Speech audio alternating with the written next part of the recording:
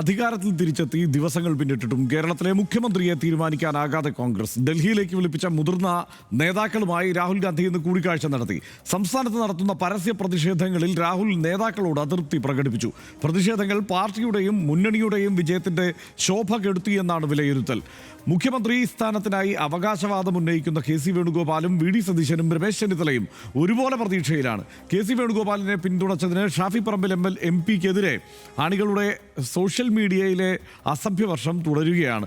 മുഖ്യമന്ത്രിയെ തീരുമാനിക്കാൻ കോൺഗ്രസ് വൈകുന്നതിൽ പ്രതിഷേധിച്ച് മുസ്ലിം ലീഗ് പാണക്കാട്ട് അടിയന്തര നേതൃയോഗം വിളിച്ചു.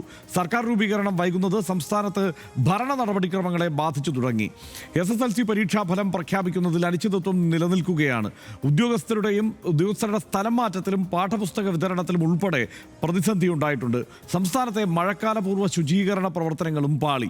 കോൺഗ്രസിലെ മുഖ്യമന്ത്രി തർക്കം സംസ്ഥാനത്തെ ഒന്നാകെ പ്രതിസന്ധിയിലാക്കുകയാണോ? മുഖ്യമന്ത്രി പ്രഖ്യാപനം വൈകുന്നത് പ്രതിച്ഛായയ്ക്ക് മങ്ങലേൽപ്പിച്ചെന്ന് KPCC പ്രസിഡന്റ് സണ്ണി ജോസഫ് സമ്മതിച്ചു. വൈകാതെ വെള്ളപ്പുക ഉയരുമെന്നും മുഖ്യമന്ത്രിയെ നിശ്ചയിച്ച ശേഷം മന്ത്രിസഭാ രൂപീകരണത്തിൽ ചർച്ച നടക്കുമെന്നും സണ്ണി ജോസഫ് പറഞ്ഞു. മുഖ്യമന്ത്രി ചർച്ച നീണ്ടുപോയത് വലിയ അതൃപ്തിക്ക് കാരണമായിട്ടുണ്ടെന്നും അതെല്ലാം ഉടൻ തന്നെ പരിഹരിക്കപ്പെടുമെന്നും ബെന്നി ബെഹനാൻ MP-യും പറഞ്ഞു. വെളുത്ത പുക പ്രതീക്ഷിക്കുകയാണ്. ഞാനതിന് പ്രത്യേക സമയം പറയുന്നില്ല. എത്രയും താമസം വിന ഉണ്ടാകുമെന്ന് പ്രതീക്ഷിക്കുന്നു. വൈകലിനൊരു ചെറിയ മങ്ങലേറ്റിട്ടുണ്ട്. That I do admit. വൈകിയതും ഇതുമായി ബന്ധപ്പെട്ട തീരുമാനം വരുമ്പോൾ അതൊന്നുകൂടി ഉയരും. അതൊക്കെ പരിഹരിച്ച് മുന്നോട്ട് പോകും.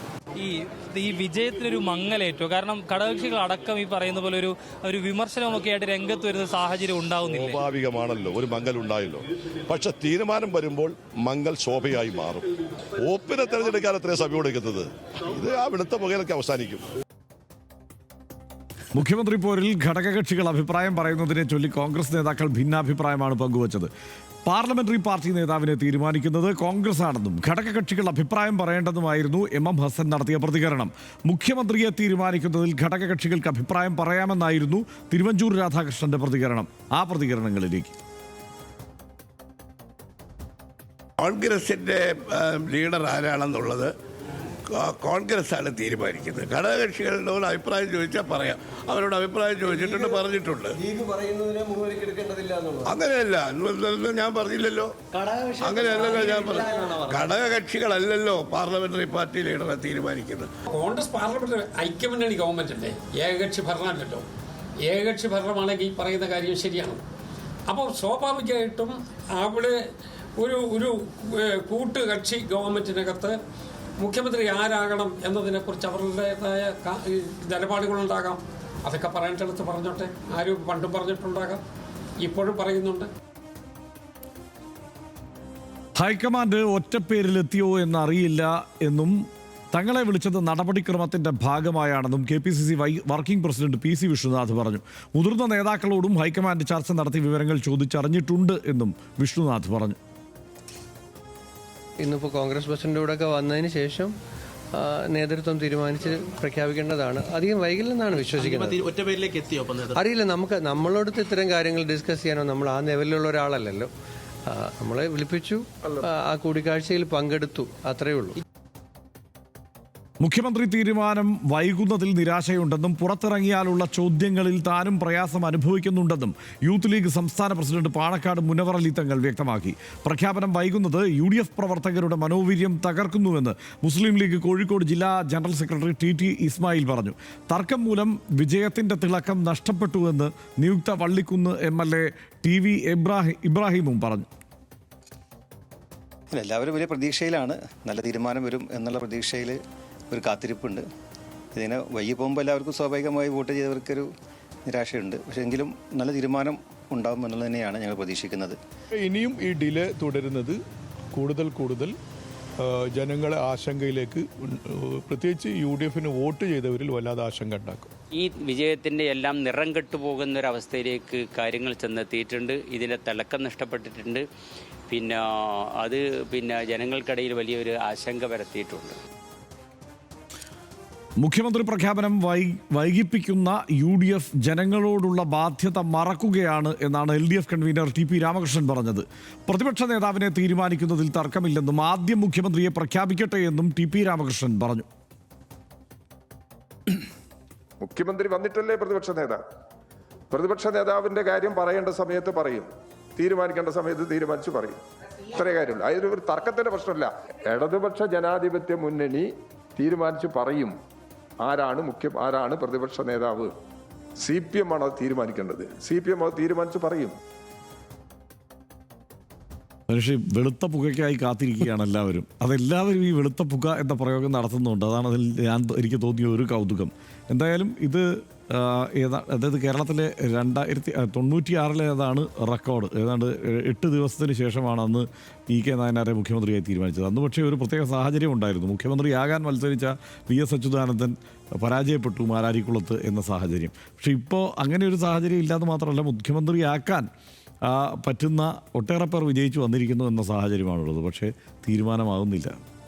ഇതിപ്പോൾ ഈ വെളുത്ത പുക ഉയരും എന്നൊക്കെ പറയണ്ടല്ലോ, സത്യത്തിൽ ആകെപ്പാടെ പുകയാണ് ഇവിടെ. കറുത്ത പുക ആകെ പൊങ്ങിയിട്ട് ആളുകൾക്ക് കാണാൻ പറ്റാത്ത വിധം ഈ നഗരമാകെ ചാരവും പുകയും മുങ്ങിയിരിക്കുന്നു എന്നുള്ള മട്ടിലായിട്ടുണ്ട് കോൺഗ്രസിൻ്റെ ചുറ്റുപാട്. നല്ല ബോറാണല്ലോ ഹർഷായി നടക്കുന്നത്. വളരെ ബോറായിട്ടുള്ള കാര്യങ്ങളാണ് ഇത്. ഇവർ ഇപ്പോൾ അനിൽകുമാറൊക്കെ വന്നിട്ട് മാധ്യമങ്ങൾ ഇങ്ങനെ പ്രശ്നം ഉണ്ടാക്കുന്നതുകൊണ്ടാണ് കോൺഗ്രസ്സുകാർക്ക് അങ്ങനെ തോന്നുന്നതെന്നൊക്കെ പറഞ്ഞൊരു ഡിഫൻസിന് വേണ്ടിയിട്ട് ശ്രമിക്കുന്നുണ്ട്. പക്ഷേ എല്ലാവർക്കും മനസ്സിലായല്ലോ ഇത് അങ്ങേയറ്റം ബോറായ കാര്യമാണ് ഈ കോൺഗ്രസ് നേതൃത്വം ചെയ്യുന്നത് എന്ന്. ഒരു ന്യായീകരണമില്ലാത്ത കാര്യമാണ് ഇത്. ഇത്രയും വലിയ കാര്യങ്ങൾ തെരഞ്ഞെടുപ്പിലൊക്കെ നടത്താൻ പറ്റുമെങ്കിൽ പിന്നെ മുഖ്യമന്ത്രി തീരുമാനിക്കാൻ ഇത്രമാത്രം വൈകാൻ പാടില്ല എന്നത് ആർക്കാ അറിഞ്ഞുകൂടാത്തത്? ഇന്ന് മാത്രമല്ല, ഇതിൻ്റെ കുഴപ്പം എന്താണ് ഞാനിപ്പോൾ അധികം പറയുന്നില്ല, കാരണം ഇതെല്ലാ ദിവസവും ഒരേ കാര്യമാണ് നമ്മൾ പറഞ്ഞുകൊണ്ടിരിക്കുന്നത്. പക്ഷേ ഇവർ പ്രത്യേകിച്ച് ഒരു ഇഞ്ച് മൂവ് മുന്നോട്ട് വെക്കുന്നില്ല. ഇവരിപ്പോൾ എല്ലാ ആളുകളെയും വിളിച്ച് അവിടെ കൊണ്ടുപോയിട്ടുണ്ട്. എന്തിനാണെന്ന് മനസ്സിലാകുന്നില്ല. ഇവരെല്ലാവരും ചിരിച്ച് വളരെ സന്തോഷത്തിൽ പിക്നിക്കിന് പോകുന്ന പോലെയാണ് ആളുകൾ പോയിട്ട് വളരെ സന്തോഷമായിട്ട് ഇങ്ങനെ ഒരു ഡ്രാമ കൂടെ കിട്ടിയല്ലോ എന്ന മട്ടിലാണ് ഈ ആളുകൾ അങ്ങോട്ട് പോയിട്ട് ചിരിച്ച് കളിച്ച് വരുന്നത്. വെള്ളിയാഴ്ച 15-ാം തീയതി SLCയുടെ റിസൾട്ട് വരും. സാധാരണഗതിയിൽ കാലങ്ങളായിട്ട് SLC റിസൾട്ട് വിദ്യാഭ്യാസ മന്ത്രിയാണ് പ്രഖ്യാപിക്കാറ്. ഇപ്പോൾ വിദ്യാഭ്യാസ മന്ത്രി പ്രഖ്യാപിച്ചില്ലെങ്കിലും കുഴപ്പമൊന്നുമില്ല, ആളുകൾക്ക് വിജയിച്ചാൽ മതി, അവരുടെ കാര്യം പോകും. പക്ഷേ എന്നാലും വിദ്യാഭ്യാസ മന്ത്രിയാണ് പ്രഖ്യാപിക്കാറ്. ഇപ്പോൾ തെരഞ്ഞെടുപ്പ് റിസൾട്ട് വന്ന നിലയൊക്കെ പരിശോധിക്കുകയാണെങ്കിൽ സാധാരണഗതിയിലാണെങ്കിൽ വെള്ളിയാഴ്ച വന്നിട്ട് വിദ്യാഭ്യാസ മന്ത്രി ആരാണോ അദ്ദേഹത്തിന് പുതിയ വിദ്യാഭ്യാസ മന്ത്രിക്ക് നല്ല ഫ്രഷായിട്ട് ഒരു ബാച്ച് SSLC ആളുകളുടെ മത്സര പരീക്ഷാ ഫലം പ്രഖ്യാപിക്കാവുന്നതേ ഉള്ളൂ. പക്ഷേ അതിനാളില്ല എന്ന നിലയാണ്. ഇപ്പോൾ അതെന്താ ചെയ്യാമെന്നറിയില്ല. അതിനിപ്പോൾ ആരെങ്കിലും വന്ന് പ്രഖ്യാപിച്ചാൽ മതി, അതുമായി ബന്ധപ്പെട്ട ഉദ്യോഗസ്ഥരാരെങ്കിലും. ചിലപ്പോൾ അങ്ങനെ സംഭവിക്കുമായിരിക്കും, അല്ലെങ്കിൽ അങ്ങോട്ട് മാറ്റിവെക്കൽ നടക്കില്ലല്ലോ, എന്തായാലും മറ്റു കാര്യങ്ങൾ നടക്കേണ്ടതാണ്. അപ്പോൾ ഈ കാര്യങ്ങൾ ബ്ലോക്കായിട്ട് നിൽക്കുകയാണ് എന്ന കാര്യത്തിൽ യാതൊരു സംശയവുമില്ല. ഇത് ആകെപ്പാടെ കുഴപ്പമായി ഇത്. അതായത് ഒന്ന് ഏക രൂപത്തിൽ ഈ മുസ്ലിം ലീഗും കോൺഗ്രസും സകലമാന ഘടകകക്ഷികളും എല്ലാവരും CPM-നെതിരായിട്ടുള്ള വിരോധവും പിണറായി വിജയൻ സർക്കാരിനെതിരായുള്ള വിരോധവും പിണറായി വിജയൻ എന്ന നേതാവിനെതിരായുള്ള വിരോധവും ഒക്കെ ചേർന്നിട്ട് ഒറ്റ ശബ്ദമായിട്ട് ഒറ്റയടിക്ക് പോയിട്ട് ഈ തെരഞ്ഞെടുപ്പ് വിജയം ഉണ്ടായിട്ട് ഇപ്പോൾ നോക്കുമ്പോൾ നമ്മൾ 5 ദിവസം കൊണ്ട് ഇവരെല്ലാവരും അടപടലെ അങ്ങോട്ടും ഇങ്ങോട്ടും എതിർക്കുന്ന നിലയായി.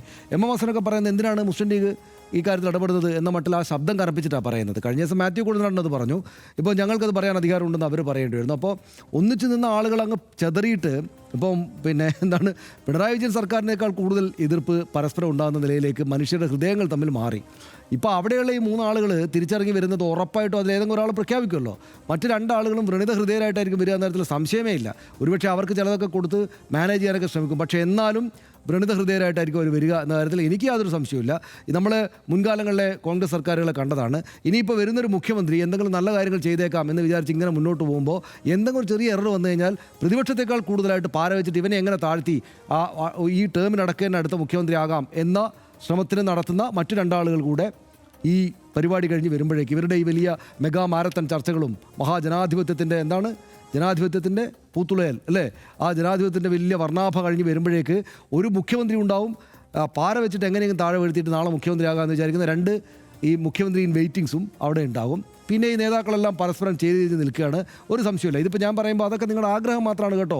ഞങ്ങളിതാ പ്രഖ്യാപിച്ച് വന്നു കഴിഞ്ഞാൽ ഞങ്ങളെല്ലാവരും ഒറ്റക്കെട്ടാണെന്ന് പറയും ഇവർ. പക്ഷേ അത് കേരളത്തിൽ ഒരു കുട്ടിയും വിശ്വസിക്കില്ല. കോൺഗ്രസിൻ്റെ ചരിത്രം അറിയാവുന്ന ഒരു കുട്ടിയും വിശ്വസിക്കില്ല. എന്ന് മാത്രമല്ല, മാനം മര്യാദയ്ക്ക് ഇവരുടെ കൂടെ നിൽക്കുന്ന മുസ്ലിം ലീഗ് എന്ന് പറയുന്ന വളരെ രാഷ്ട്രീയ മാന്യത കാണിക്കുന്ന ഈ ഘടകകക്ഷിയെ പോലും ഇവർ നല്ല നിലക്ക് വെറുപ്പിച്ചിട്ടുണ്ട്. ഇപ്പോൾ ഷാഫി എന്നൊക്കെ പറഞ്ഞാൽ പിന്നെ ഉമ്മൻചാണ്ടി കഴിഞ്ഞാൽ പിന്നെ ഷാഫി എന്ന മട്ടിലായിരുന്നു. അതായത് മഹാത്മാഗാന്ധിയെ പോലെ എല്ലാവരും അംഗീകരിക്കുന്ന ഒരു കോൺഗ്രസ് നേതാവ് ഉണ്ടെങ്കിൽ അത് ഈ ഷാഫി പറമ്പിൽ എന്നതായിരുന്നു ഈ തെരഞ്ഞെടുപ്പ് കാലത്തൊക്കെ നമ്മൾ കണ്ടിരുന്നത്. എല്ലാവരും അംഗീകരിക്കുകയാണ്. ജവഹർലാൽ നെഹ്റുവിന് പോലും അത്ര എതിർക്കുന്ന ആളുണ്ടായിരുന്നു. മഹാത്മാഗാന്ധിക്കാണ് കോൺഗ്രസ്സിൽ എല്ലാവരും അംഗീകരിക്കുന്ന ഒരു നിലയുണ്ടായിരുന്നു. പിന്നെ ഞാൻ കണ്ടത് ഷാഫി പറമ്പിലാണ്. ആ ഷാഫി പറമ്പിലെ തെറി വിളിക്കുകയാണ്, വിമർശിക്കുക പോലുമല്ല. അദ്ദേഹത്തിൻ്റെ പോസ്റ്റ് കാണാൻ നമുക്ക് സങ്കടം തോന്നും. അയ്യോ, നമ്മൾ നല്ല പ്രതീക്ഷയോടെ കണ്ട ഒരു ചെറുപ്പക്കാരനായുള്ള നേതാവിനെ ഇങ്ങനെ ചീത്ത വിളിക്കുകയാണല്ലോ. ആരാ വിളിക്കുന്നത്? കോൺഗ്രസ്സുകാർ തന്നെ, കോൺഗ്രസ്സുകാരൻ ലീഗുകാരൻ തന്നെ വിളിക്കുകയാണ്. അപ്പോൾ ആകെപ്പാടെ കുഴപ്പമായി. ഇത് കേരള രാഷ്ട്രീയത്തിൽ കോൺഗ്രസിൻ്റെ നിലയെ ആകെപ്പാടെ പരിതാപകരമാക്കും. ഒന്ന് കൂടുതൽ പറയുന്നില്ല. ഇത് കേരളത്തിലെ കോൺഗ്രസിനെ മാത്രമല്ല പ്രശ്നത്തിലാക്കിയിരിക്കുന്ന CPM-നെ കൂടെ പ്രശ്നത്തിലാക്കിയിരിക്കുക. എന്താണെന്നറിയോ? CPM ഇത്ര വലിയ തിരിച്ചടി ഉണ്ടായിട്ട് ആകപ്പാട് ആഘാതമായിട്ട് ഞങ്ങളിതാ തിരുത്താൻ പോവുകയാണ്, അവരുടെ ചരിത്രത്തിലില്ലാത്ത വിധം നിങ്ങൾ സ്വതന്ത്രമായിട്ട് ഞങ്ങൾ ചീത്ത വിളിച്ചോളൂ കേട്ടോ, പറയാനുള്ളതെല്ലാം പറയണം കേട്ടോ എന്ന് പറഞ്ഞിട്ട് പ്രവർത്തകർക്കിടയിലേക്ക് പോയി ഈ കാര്യങ്ങളെല്ലാം തിരുത്തൽ നടപടികളിലേക്ക് കൊണ്ടുവന്നേക്കാം, മുഖ്യമന്ത്രിക്ക് എന്തെങ്കിലും വീഴ്ച പറ്റിയിട്ടുണ്ടെങ്കിൽ മുഖ്യമന്ത്രിയെ തന്നെ വിമർശിച്ചുള്ളൂ എന്ന മട്ടിലൊക്കെ ആളുകൾ ഇങ്ങനെ നിൽക്കുന്ന സമയത്താണ് നേതൃത്വത്തെ ആകെ വിമർശിച്ചോളൂ എന്ന് പറഞ്ഞപ്പോഴാണ് ഇപ്പുറത്ത് ദേ കിടക്കുന്നു കോൺഗ്രസ് അവരുടെ തനിക്കുണം കാണിച്ചു. അതോടെ എന്ത് സംഭവിച്ചു?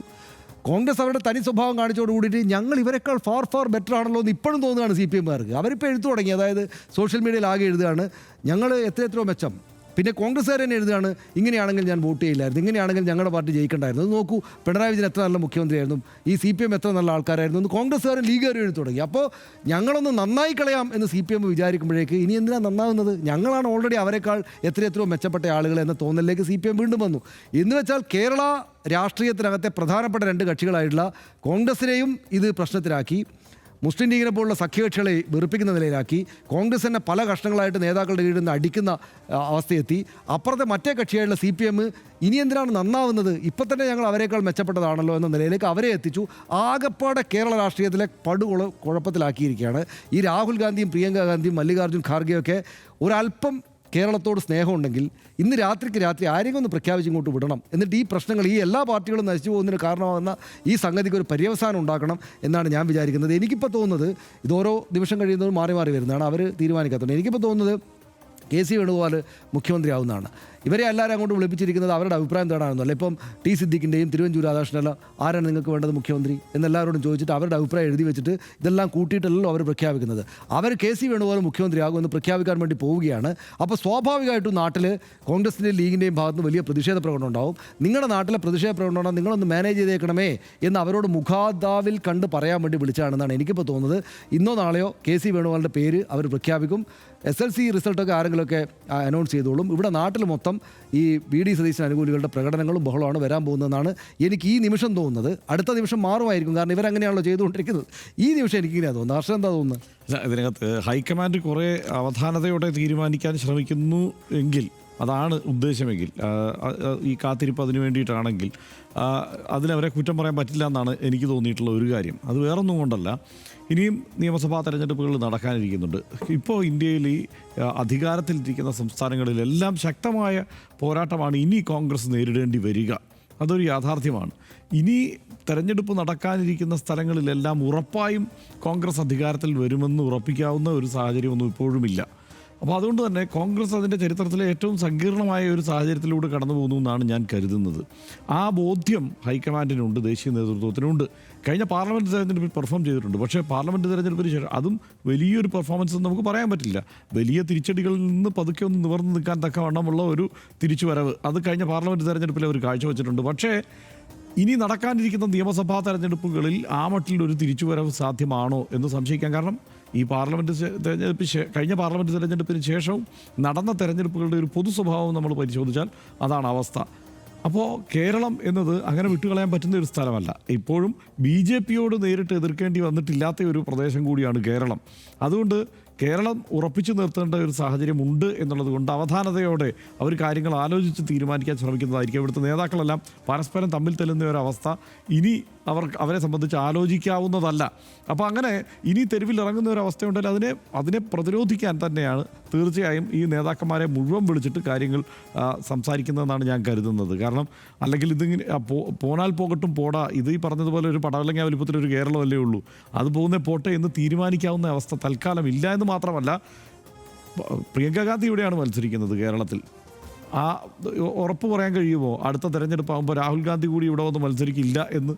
അതായത് എങ്ങനെയാണ് ദേശീയ രാഷ്ട്രീയ സാഹചര്യം മാറിമറിയുക എന്നുള്ളത് നമുക്കിപ്പോൾ പ്രവചിക്കാൻ കഴിയില്ല. കോൺഗ്രസ് അതിനെ വളരെ സൂക്ഷ്മതയോടെ നിരീക്ഷിക്കുന്നു. രാഷ്ട്രീയ നിരീക്ഷകർ പറയുന്നത് തൊട്ടടുത്ത് വലിയ പ്രതീക്ഷയ്ക്കുള്ള ഒരു സാധ്യത തൽക്കാലമില്ല എന്ന് രാഷ്ട്രീയ വിദ്യാർത്ഥികൾ എന്നുള്ള നിലയ്ക്ക് നമുക്കും അത് തന്നെയാണ് തോന്നുന്നത്. അതുകൊണ്ട് അവർ കുറച്ച് അവധാനതയോടെയൊക്കെ തീരുമാനിച്ചു കൊള്ളട്ടെ. പക്ഷേ പ്രശ്നം എന്താണെന്ന് വെച്ച് കഴിഞ്ഞാൽ ഈ തെരഞ്ഞെടുപ്പിന് തൊട്ട് മുമ്പുള്ള സ്ഥിതി എന്തായിരുന്നു എന്നുള്ളത് കോൺഗ്രസ് ആലോചിക്കേണ്ടതുണ്ട്. കാരണം വേറൊന്നുമല്ല, ഒരു സംഘടന എന്ന നിലയിൽ 2 ടേം ഭരണമില്ലാത്തപ്പോഴും കെട്ടുറപ്പോടെ ആ സംഘടനാ പ്രവർത്തനം താഴെത്തട്ടിൽ എങ്ങനെ കൊണ്ടുപോകണമെന്ന് കോൺഗ്രസ് സത്യത്തിൽ കണ്ടുപഠിച്ചത് ലീഗിനെയാണ്. പ്രാദേശികമായി കഴിഞ്ഞ 2021 തെരഞ്ഞെടുപ്പിലും ലീഗ് താഴെത്തട്ടിൽ വളരെ ഉണർന്ന് പ്രവർത്തിക്കുകയൊക്കെ ചെയ്തു. അതിൻ്റെ നേട്ടം ലീഗ് ഉണ്ടാക്കുകയും ചെയ്തു. ആ വലിയ തിരിച്ചടി നേരിട്ട് LDF അനുകൂലമായ വലിയ തരംഗം ഉണ്ടാകുമ്പോൾ പോലും ലീഗ് പിടിച്ചു നിന്നത് ലീഗ് സംഘടന കൊണ്ട് പ്രവർത്തിച്ചു എന്നുള്ളതുകൊണ്ടാണ്. അങ്ങനെ സംഘടന കൊണ്ട് പ്രവർത്തിക്കാനുള്ള ഒരു ആർജവത്തിലേക്ക് അടുത്ത 5 വർഷം കൊണ്ട് കോൺഗ്രസ് എത്തിയതാണ്. മാത്രമല്ല ഒപ്പം നിന്നാണ് ഇവർ പ്രവർത്തിച്ചത്. അതായത് ഒരു അമ്മ പെറ്റ മക്കളെ പോലെയാണ് ലീഗും കോൺഗ്രസും ഒരുമിച്ച് നിന്നത്. കേരളത്തിലെ UDFൻ്റെ ചരിത്രത്തിൽ അതങ്ങനെയാണ്. യഥാർത്ഥത്തിൽ ഏറ്റവും വലിയ ശത്രുക്കളാവേണ്ടവരാണ് രണ്ടുപേർ. പക്ഷേ ഇവിടെ നമ്മുടെ ചരിത്രം ഇവർ ഒരുമിച്ച് നിന്ന് അങ്ങനെ പ്രവർത്തിച്ച് മുന്നോട്ട് പോകുന്ന ഒരു സാഹചര്യം ഉണ്ടായി. അവിടെ നിന്നിട്ടാണ് 8 ദിവസം കൊണ്ട് ഇവർ ശത്രുക്കളായി മാറുന്നു എന്നുള്ള ഒരു സ്ഥിതി ഉണ്ടാകുന്നത്. 8 ദിവസമേ ആയിട്ടുള്ളൂ. സോഷ്യൽ മീഡിയയിൽ പരസ്പരം ചീത്ത വിളിക്കുന്ന അവസ്ഥയിലേക്ക് ഒരു കാര്യങ്ങൾ എത്തിയെന്ന് മാത്രമല്ല, ലീഗ് അങ്ങനെ ഞങ്ങളുടെ ആഭ്യന്തര കാര്യത്തിൽ അഭിപ്രായം പറയേണ്ടതില്ല എന്ന് നേതാക്കൾ പറയുന്നു. ആ കാര്യത്തിൽ കോൺഗ്രസിൽ തന്നെ 2 അഭിപ്രായമുണ്ട്. ഇപ്പോൾ തിരുവഞ്ചൂരും ഹസനും ഒക്കെ പറയുമ്പോൾ ഈ കാര്യത്തിൽ വ്യത്യസ്ത അഭിപ്രായങ്ങളാണ് വരുന്നത്, നമ്മൾ കണ്ടതാണല്ലോ. അപ്പോൾ അങ്ങനെ ഛിന്ന ഭിന്നമായി ഇവർക്ക് അഭിപ്രായ ഐക്യമില്ലായ്മ ഈ മട്ടിൽ പുറത്തു വരുന്നത് വെറും 8 ദിവസം കൊണ്ടാണ്. 8 ദിവസം കൊണ്ടല്ല, ഈ 4-ാം തീയതിക്ക് ശേഷം ഇങ്ങോട്ട് ഇതാണ് സംഭവിച്ചുകൊണ്ടിരിക്കുന്നത്. ഇന്നിപ്പോൾ 8 ദിവസമായിട്ടുണ്ട്. ഈ ദിവസങ്ങൾ കൊണ്ട് ഈ രീതിയിൽ മാറി എന്നുള്ളതാണ്. അത് വെറുതെ പെട്ടെന്ന് അങ്ങനെ മാറിയതല്ല. ഒരു തെരഞ്ഞെടുപ്പ് വിജയം അനിവാര്യമാണ് എന്നറിയാവുന്നത് കൊണ്ട് മാത്രം ചില കാര്യങ്ങൾ കണ്ടില്ല എന്ന് ലീഗ് നേതൃത്വമൊക്കെ നടിച്ചിട്ടുണ്ടായിരുന്നു. അതിനകത്തിപ്പോൾ ഈ ഷാഫി പറമ്പിലിനെതിരെ സോഷ്യൽ മീഡിയയിൽ നടക്കുന്ന വലിയ വിമർശനം, അതിൻ്റെ ഒരു അടിസ്ഥാനം എന്ന് പറയുന്നത് അത് മറ്റ് ചില കാരണങ്ങൾ കൂടിയുണ്ട്. കാരണം ലീഗിന് ആഭ്യന്തരമായി ലീഗിൻ്റെ ഉന്നത നേതൃത്വത്തിന് ചില പ്രശ്നങ്ങൾ ഉണ്ടായിരുന്നു. വേറൊന്നുമല്ല, പ്രാദേശികമായി ലീഗിൻ്റെ ഇപ്പോൾ പാണക്കാട്ടേക്ക് നോക്കേണ്ട ഒരു യൂത്ത് ലീഗ് പ്രവർത്തകൻ നേരെ രാഹുൽ ഗാന്ധിയിലേക്ക് മുഖ്യപ്രതിഷ്ഠ രാഹുലാണ് എന്ന മട്ടിൽ കാര്യങ്ങൾ മാറുന്നു. ഒരു ഉപവിഗ്രഹമായി ഷാഫി മാറുന്നു. ആ മട്ടിൽ ഈ ലീഗിൻ്റെ പ്രവർത്തകരെ കൂടുതൽ കോൺഗ്രസിലേക്ക് അടുപ്പിക്കുന്നു എന്നുള്ളത് ഒരു പരാതിയായി, ഒരു പ്രശ്നമായി ലീഗിനകത്ത് ആഭ്യന്തരമായി നിലനിന്നിരുന്നതാണ്. അങ്ങനെയുള്ളപ്പോഴാണ് ഈ വിഷയത്തിൽ ഇങ്ങനെ ഒരു നിലപാട് ഷാഫി സ്വീകരിക്കുന്നത് കൂടി വളരെ കൃത്യമായി അവരെ ഞെട്ടിച്ചുകൊണ്ടത് തിരിച്ചറിയുന്നത്. ആ തിരിച്ചറിയലിൻ്റെ ഞെട്ടലിൽ നിന്നുകൊണ്ടാണ് ഇത്ര രൂക്ഷമായിട്ടുള്ള പ്രതികരണം ഷാഫിക്കെതിരെ ഉണ്ടാവുന്നത് എന്നതുകൂടി ഓർക്കണം. പിന്നെ ഒരു കാര്യം പറയാനുള്ളത്, ഈ സോഷ്യൽ മീഡിയയെ മാനേജ് ചെയ്യുന്നതിൽ സോഷ്യൽ മീഡിയയുടെ ഒരു ഓളത്തിൽ കോൺഗ്രസ് സഞ്ചരിക്കാൻ തുടങ്ങിയിട്ട് കുറേ കാലമായി. നമ്മൾ നേരത്തെ പറഞ്ഞിട്ടുള്ളതാണ്. 2021 തെരഞ്ഞെടുപ്പ് പരാജയത്തിന് ശേഷം ഈ കഴിഞ്ഞ കാലത്ത് കേരളത്തിൽ കണ്ട ഏറ്റവും മികച്ച പ്രതിപക്ഷ നേതാക്കളിൽ ഒരാളായിരുന്ന രമേശ് ചെന്നിത്തലയെ ഛിന്ന ഭിന്നമാക്കി കളഞ്ഞു. ആരാണ്? CPMകാരല്ല, കോൺഗ്രസ്സുകാരായിട്ടുള്ള സോഷ്യൽ മീഡിയ അണികൾ. അതിരൂക്ഷമായ ഭാഷയിൽ, നികൃഷ്ടമായ ഭാഷയിലാണ് ഉമ്മൻചാണ്ടിയെയും രമേശ് ചെന്നിത്തലയെയും ഈ സോഷ്യൽ മീഡിയയിൽ ചീത്ത വിളിച്ചത്. അന്ന് തുടങ്ങിയതാണ്. അന്ന് ആ ഒരു സാധ്യത പ്രയോജനപ്പെടുത്തിയിട്ടുണ്ട് വളരെ കൃത്യമായി VD സതീശനും. കാരണം അദ്ദേഹം ഇത് പ്രവർത്തകരുടെ വികാരം മാനിച്ച് ഞാനിതാ വരുന്നു എന്നുള്ളത് അദ്ദേഹത്തിൻ്റെ പ്രഖ്യാപനമാണ്. അതിൻ്റെ തുടർച്ചയിലാണ് അദ്ദേഹം മത്സരിക്കാൻ തയ്യാറാകുന്നതുകൊണ്ടാണ് അദ്ദേഹത്തെ പ്രതിപക്ഷ നേതൃസ്ഥാനത്തേക്ക് കൊണ്ടുവരുന്നത്. അതിനുശേഷം ഇങ്ങനെ മുമ്പോട്ട് പോകുമ്പോൾ ഈ ഷാഫിയും ഇവരെല്ലാവരും ഒരുമിച്ച് നിൽക്കുകയാണ്. ആ സമയത്ത് നമ്മൾ കാണുന്നത് അവരാണ് ആ പ്രവർത്തനത്തിന് നേതൃത്വം കൊടുക്കുന്നത്. തൊട്ടടുത്ത് പിന്നെ സംഭവിക്കുന്നത് എന്താണ്? ഇതിനിടയ്ക്ക് കഴിഞ്ഞ 5 വർഷത്തിനിടയ്ക്ക് പല സംഭവങ്ങളും ഉണ്ടായി. സോഷ്യൽ മീഡിയ വഴിയുള്ള വലിയ സൈബർ ആക്രമണങ്ങളുണ്ട്. ആർക്കെതിരെ? കോൺഗ്രസ്സുകാർക്ക് തന്നെ എതിരെ. കൃത്യം സാഹചര്യങ്ങളിൽ കൃത്യം വിഷയങ്ങളിൽ ഇവർക്കെതിരെ ആക്രമണം ഉണ്ടായി. VD സതീശനെതിരെ ഉള്ള ആക്രമണമാണ് കഴിഞ്ഞ 1 വർഷത്തിനിടയ്ക്ക് കേരളം കണ്ട ഏറ്റവും രൂക്ഷമായ സൈബർ ആക്രമണം. KC വേണുഗോപാലിനെതിരെയും നടന്നിട്ടുണ്ട്. KC വേണുഗോപാലിൻ്റെ ഈ രാഹുൽ മാങ്കൂട്ടത്തിൽ വിഷയം ഉണ്ടാകുമ്പോൾ KC വേണുഗോപാലിൻ്റെ ഭാര്യ ഒരു ഫേസ്ബുക്ക് പോസ്റ്റ് ഇട്ട്, അവർക്ക് അവരുടേതായ വ്യക്തിത്വമുണ്ട്, പക്ഷേ അവരൊരു ഫേസ്ബുക്ക് പോസ്റ്റ് ഇട്ടത് പിൻവലിച്ചോടേണ്ടി വരുന്ന സ്ഥിതി ഉണ്ടായി. ആ രീതിയിൽ കോൺഗ്രസിൻ്റെ ആക്രമണം ഉണ്ടായി ഈ സോഷ്യൽ മീഡിയ വഴി. ഇതെല്ലാം കോൺഗ്രസ് പ്രവർത്തകർ തന്നെ ചെയ്യുന്നതാണ്. അവിടുന്ന് ശരിക്ക് VD സതീശനെതിരെ ആക്രമണം ഉണ്ടായി. VD സതീശനെതിരെ ആക്രമണം കഴിഞ്ഞ് VD സതീശൻ തെരഞ്ഞെടുപ്പ് വിജയിച്ചു കഴിയുമ്പോൾ ഇപ്പോൾ ഷാഫി പറമ്പിലിനെതിരെയുള്ള ആക്രമണത്തിലേക്ക് അത് പോയിരിക്കുന്നു. അങ്ങനെ ആ തള്ളിച്ചയിൽ, ആ ഓളത്തിൽ കാര്യങ്ങൾ തീരുമാനിച്ച് പോകുന്നത് യഥാർത്ഥത്തിൽ കോൺഗ്രസിന് എത്ര ഗുണം ചെയ്യും എന്നുള്ളത് കാത്തിരുന്ന് കാണണം. പിന്നെ അതങ്ങനെയല്ല, ഞാനിത് നമ്മുടെ ചില കോൺഗ്രസ് സുഹൃത്തുക്കളോട് പറയുമ്പോൾ അങ്ങനെയല്ല, ഇതൊരു ജൻസി തരംഗം ആ മട്ടിലാണ് വിലയിരുത്തേണ്ടത്. അതിനെ കൂടി മുഖവിലേക്ക് എടുത്തു വേണം മുന്നോട്ട് പോകാൻ. അത് മുഖവിലേക്ക് എടുക്കാത്തതാണ് CPMന് പറ്റിച്ച പാളിച്ച എന്നുള്ളതാണ് അവരുടെ ഒരു വിലയിരുത്തൽ. എന്തായാലും ഇത് ശരിയായ തരത്തിലാണോ മുമ്പോട്ട് പോകുന്നത് എന്നുള്ള കാര്യത്തിൽ എനിക്ക് സംശയമുണ്ട്. രണ്ടാമത്തെ കാര്യം തന്നെ ആദ്യം പറഞ്ഞു തുടങ്ങിയ, ഞാനിങ്ങോട്ട് വരുന്നതിന് മുമ്പ് ഒരു ടെലിവിഷൻ ചർച്ച കുറച്ച് നേരം കാണാൻ ശ്രമിച്ച് പരാജയപ്പെട്ടു. കാരണം ഒന്നുമില്ല പുതിയതായിട്ട്. ഡൽഹിയിലിരിക്കുന്ന ചർച്ച നടക്കുന്നു ഇന്നലത്തെ ചർച്ച ഒരു മണിക്കൂർ റെക്കോർഡ് ചെയ്താൽ കിട്ടാൽ മതി. അതിനപ്പുറത്തേക്ക് ഒന്നും സംഭവിച്ചില്ല. അതിനപ്പുറത്ത് പുതിയതൊന്നും പിന്നെ ചർച്ചയിൽ കിട്ടാനില്ല. പറഞ്ഞുകൊണ്ട് മാത്രമേ ചർച്ചയിൽ ഇന്നലെ കഴിഞ്ഞ ദിവസത്തെ ഒരു ചർച്ചയിൽ ഷാഫി ചാലിയത്തിന് ഒരു ഉഗ്രൻ അടി ഉണ്ടായിരുന്നു. കോൺഗ്രസ്സുകാരാകെ പനി പിടിച്ച പുലിയെ പോലെ പനി പിടിച്ച കടുവയൊന്നും അല്ല യഥാർത്ഥത്തിൽ. സോഷ്യൽ മീഡിയയിലൊക്കെ ആകെപ്പാടെ പനിയൊന്നുമില്ല. കടുവകൾ ഇങ്ങനെ അവരുടെ നഖമായിട്ട് വന്നിട്ട് മറ്റുള്ളവരെ മാന്തിക്കൊണ്ടിരിക്കുകയാണ്. ഇത് കൂട്ടത്തിൽപ്പെട്ട ആളുകൾ തന്നെ. അതെ, എന്തായാലും എങ്ങനെയാണ് ഇനി തീരുമാനം ഉണ്ടാവുക എന്ന് കാത്തിരുന്ന് കാണാം. ചിലപ്പോൾ ഇന്ന് തീരുമാനം ഉണ്ടാകുമെന്ന് പറയുന്നു, ചിലപ്പോൾ നാളത്തേക്കാകുമെന്ന് പറയുന്നു. നാളത്തേക്കാവാനാണ് സാധ്യത. സംസ്ഥാനത്തെ മുഖ്യമന്ത്രി ആരാകുമെന്ന കാര്യത്തിൽ കാത്തിരിപ്പ് തുടങ്ങിയിട്ട് 8 ദിവസം പിന്നിട്ടിരിക്കുന്നു. തെരഞ്ഞെടുപ്പ് ഫലം വന്ന് മറ്റ് സംസ്ഥാനങ്ങളിൽ മുഖ്യമന്ത്രിമാരും മന്ത്രിമാരും ചുമതലയേറ്റ് പുതിയ തീരുമാനങ്ങളിലേക്ക് തന്നെ കടന്നു. കനത്ത ഭൂരിപക്ഷം നേടിയിട്ടും മുഖ്യമന്ത്രിയെ തീരുമാനിക്കാൻ പോലും കോൺഗ്രസ് പാർട്ടിക്ക് ഇതുവരെയും സാധിച്ചില്ല. ഇനി എന്നാകും മുഖ്യമന്ത്രിയെ പ്രഖ്യാപിക്കുക എന്ന കാര്യത്തിൽ വ്യക്തത വരുത്താനും കോൺഗ്രസ് നേതാക്കൾക്ക് കഴിയുന്നില്ല. ജനങ്ങൾ ഒത്തുകൂടുന്ന ഇടങ്ങളിൽ ആരാകും മുഖ്യമന്ത്രി എന്ന ചോദ്യത്തിന് മറുപടി പറയാൻ പോലും കഴിയാതെ കുഴങ്ങുകയാണ് UDF പ്രവർത്തകർ. സർക്കാർ രൂപീകരണം വൈകുന്നത് ഭരണ നടപടികളെ ബാധിക്കുന്ന വിഷയവും അതീവ ഗൗരവതരവുമാണ്. 102 സീറ്റുകൾ നൽകി കേരളം ഇരുകൈയും നീട്ടി സ്വീകരിച്ചിട്ടും ഭരണ തുടക്കത്തിൽ തന്നെയുള്ള പോര് സാധാരണ വോട്ടർമാരിൽ നിരാശയുണ്ടാക്കാൻ മാത്രമേ ഉപകരിക്കൂ. ഈ കാര്യത്തിൽ ഒരു തീരുമാനം എടുത്തിട്ട് വേണം ഇനി മന്ത്രിമാരെ തീരുമാനിക്കുന്നതിന് വേണ്ടിയിട്ടുള്ള തുടങ്ങാൻ. എന്നുള്ളത് നമ്മൾ കാത്തിരുന്ന് അതിന്റെ പുക വേറെ നമ്മൾ കാത്തിരിക്കുന്നുണ്ട്.